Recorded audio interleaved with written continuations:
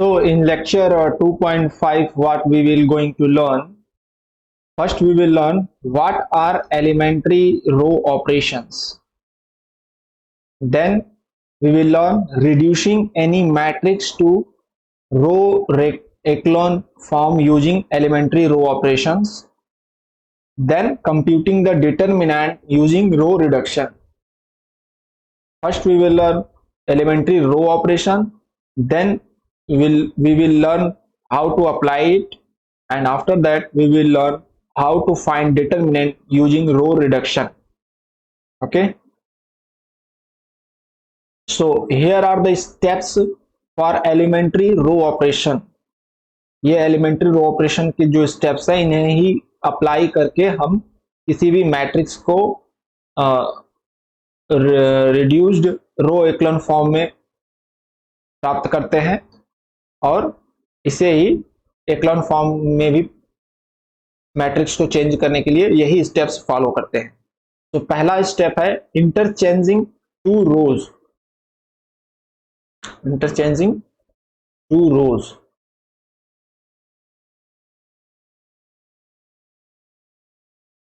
Okay.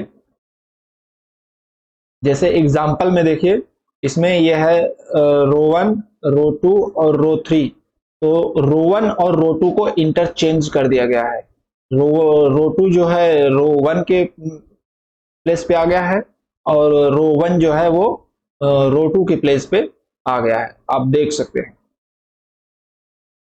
Okay, then next step होता है scalar multiplication of a row by a constant T in any by any constant. जैसे अब ये matrix है 3 2 1 1 1 1 0 0 0 7 1 1। इसमें हमने रो 1 को बाई 3 से मल्टीप्लाई कर दिया, 1/3 से, या आप ये कह सकते हैं कि रो 1 में 3 से डिवाइड कर दिया है। तो ये रो कन्वर्ट हो जाएगी 1 2/3 1/3 और 1/3 में। तो ये हमारा दूसरा स्टेप है, या दूसरा स्टेप या दूसरा टाइप कर सकते हैं। These are type 1, type 2 and type 3। Type 3 में क्या करते हैं कि adding multiplies of a row to another row. किसी एक रो का कोई मल्टीप्लाई लेके दूसरे रो में ऐड कर देते हैं या माइनस कर देते हैं। जैसे इसमें 3 2 1 1 1 1 0 0 है, तो फर्स्ट लीडिंग एलिमेंट को जीरो बनाने के लिए हमने R2 में 3 का मल्टीप्लाई किया और उसे R1 से माइनस कर दिया। तो क्या मिल गया हमें? 0 -1 1 और 1।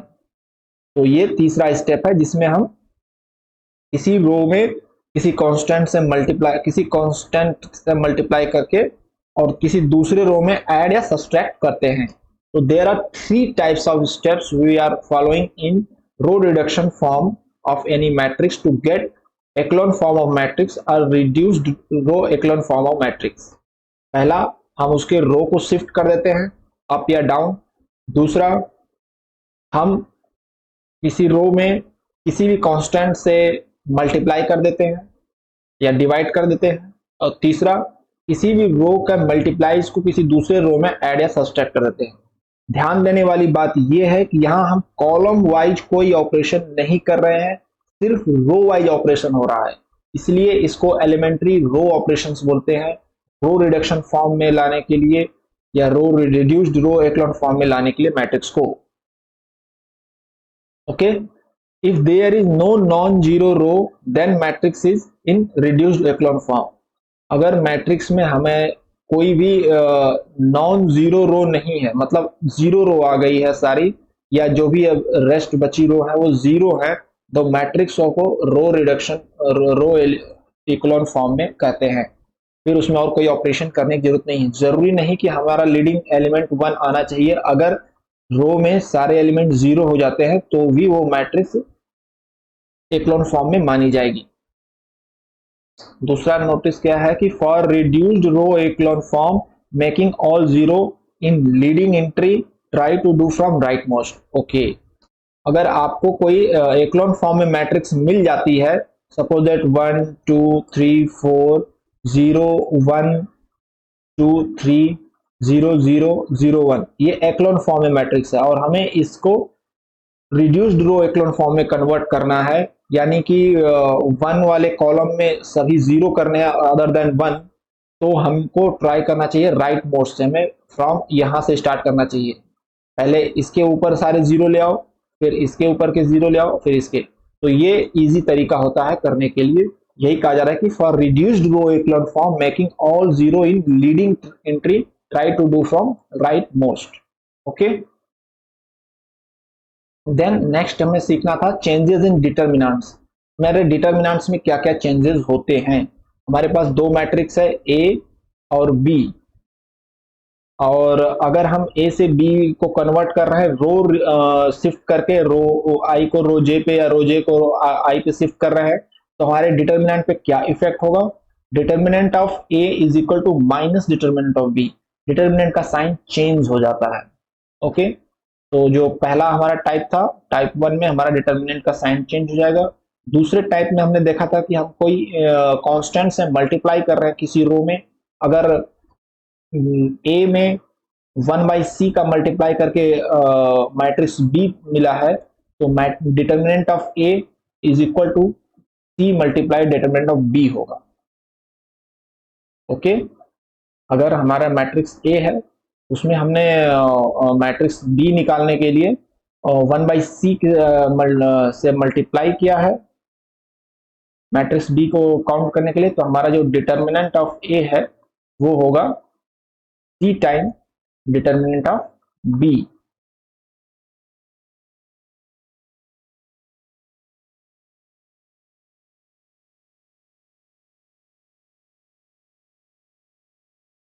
ओके, और जो तीसरा टाइप था, ये टाइप 2 हो गया, और ये टाइप 3 में अगर ए से बी बनाने के लिए हमने उस किसी रो के मल्टीप्लाई को दूसरे रो में ऐड किया है, तो इस तरीके से हमारे डिटर्मिनेंट पे कोई फर्क नहीं पड़ेगा, हमारा determinant will be unchanged.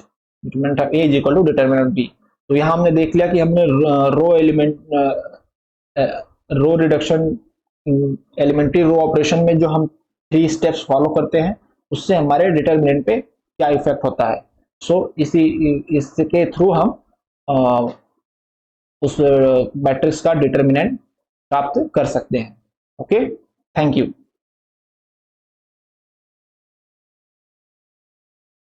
Computing the determinant via row reduction. For a square matrix A, observe row reducing A into row echelon form produces an upper triangular matrix with diagonal entries either all 1 or some ones and some zeros. Okay, जब हम रो reducing से matrix B calculate करेंगे तो उसमें क्या होगा, हमें echelon form में जो मैट्रिक्स मिलेगी वो हमारी डायगोनल मैट्रिक्स होगी, यानी कि डायगोनली उसके एलिमेंट या तो जीरो होंगे या तो 1 होंगे सारे, या कुछ 0 या 1 होंगे।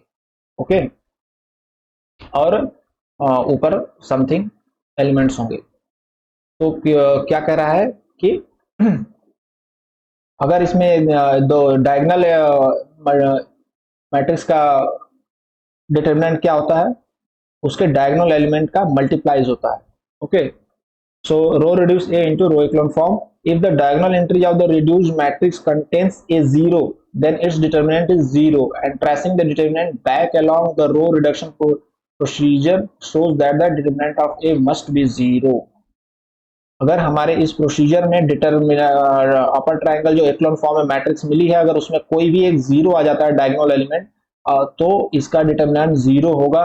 तो जो इनिशियल मैट्रिक्स ए है उसका भी डिटर्मिनेंट जीरो होगा, हमें बैक कैलकुलेट करने की जरूरत नहीं है, क्योंकि जीरो का से आप कुछ भी मल्टीप्लाई करें वो जीरो ही मिलता है। तो वही कह रहा है कि the diagonal entry of the reduced matrix contains A zero, then its determinant is 0, and tracing the determinant back along the row reduction procedure shows that the determinant of A must be 0. Initial matrix का भी determinant 0 होगा, उसे back calculate करने की कोई जरूरत नहीं है।